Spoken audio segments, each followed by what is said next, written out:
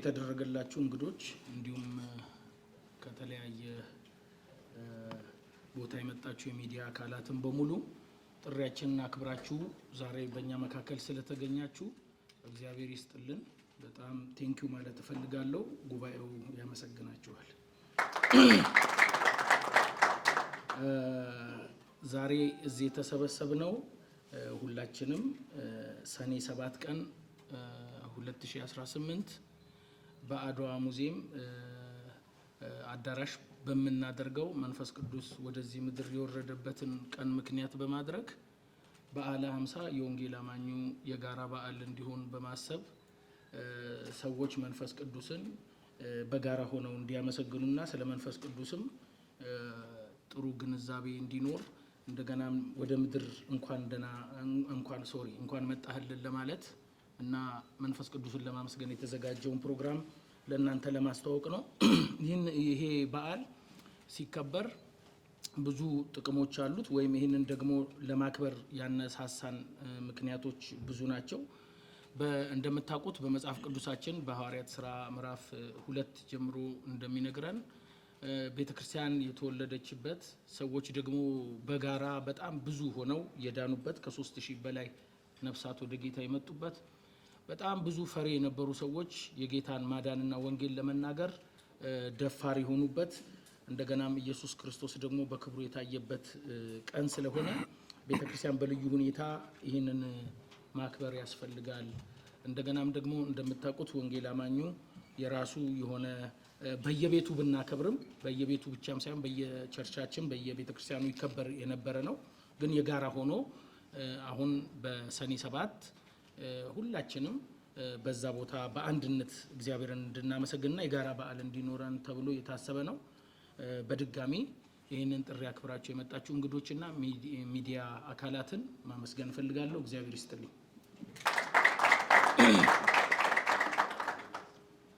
እሺ የአርሞኒየም ቤተክርስቲያን ዋና መጋቢ ከልብ አድርገን እናመሰግናለን። ከዚህ በመቀጠል ፓስተር አሸብርን ከኢትዮጵያ ወንጌላውያን አማኞች ቤተክርስቲያን ካውንስል የውጭ ጉዳይ ቢሮ ኃላፊ የሆኑትን ፓስተር አሸብር ከተማን እንጋብዛለን።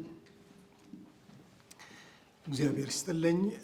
በቅድሚያ የኢትዮጵያ ወንጌል አማኞች ቤተክርስቲያናት ካውንስል ለመላው የወንጌል አማኞች እንኳን ለበዓለ 50 የመንፈስ ቅዱስ የምስጋና በዓል አደረሳችሁ አደረሰን እያልኩኝ ይህ የበዓለ 50 በዓል በአንድነት ለማክበር የወንጌል አማኙ ማህበረሰብ ልቡ እንዲነሳሳ ደግሞም ጊዜውን እንዲሰጥ ማበረታታት እንፈልጋለን። እንደ ወንጌል አማኞች አብያተ ክርስቲያናት ካውንስል በዓለ 50 በአንድ ወቅት የምናከብረው የአንድ ጊዜ ኢቨንት ሴሪሞኒ ሳይሆን ከወንጌል ጋር በተያያዘ ከዓመት እስከ ዓመት ሊከበር የሚገባው ትልቅ በዓል እንደሆነ እናምናለን። ብዙዎቻችሁ እንደምታውቁት በዓለ 50 የመከር በዓል በመባል ይታወቃል። በዚህ በመከር ጊዜ የሚሰበሰብ ብርቱ የሆነ ነዶ አለ። ምክንያቱም ጊዜው መከር ስለሆነ ስለዛን ማሰብ ምንም ክፋት የለውም። ግን ከወንጌል ስራ አኳያ የሐዋርያት ስራ በ24 ዓመት ጊዜ ውስጥ በዚያን ዘመን የነበረችው ቤተ ክርስቲያን መላውን ዓለም በወንጌል ለመድረስ ለመነሳቷ ጉልበታም ለመሆኗ ምክንያቱ ይህ የመንፈስ ቅዱስ መውረድ እንደሆነ እናምናለን።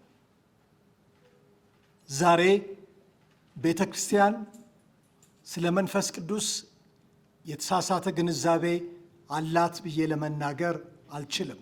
በነገራችን ላይ በዓለ 50 የዶክትሪን ጉዳይ ሳይሆን በዓለ 50 ለአብያተ ክርስቲያናት ሁሉ ወንጌልን ለመስራት ከወንጌል ስራው ጎን ለጎን ደግሞ ቅድስናን ለማወጅ የእግዚአብሔርን መንግስት ለማስፋት ዋነኛው እንደሆነ እናምናለን።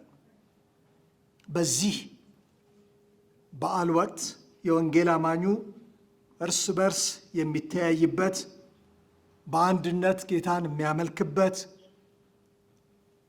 ደግሞም የሚጸልይበት ጊዜ በመሆኑ የኢትዮጵያ ወንጌል አማኞች አብያተ ክርስቲያናት ካውንስል የወንጌል አማኙ ማህበረሰብ እግዚአብሔር የሰጠንን ዕድል እና ጊዜ በመጠቀም ከላይ የጠቀስናቸው ምክንያት በመገንዘብ ለዚህ በጎ ሐሳብ በቅን ልቦና ተባባሪ በመሆን የበኩላችሁን እንድትወጡ ጥሪያችንን እናስተላልፋለን።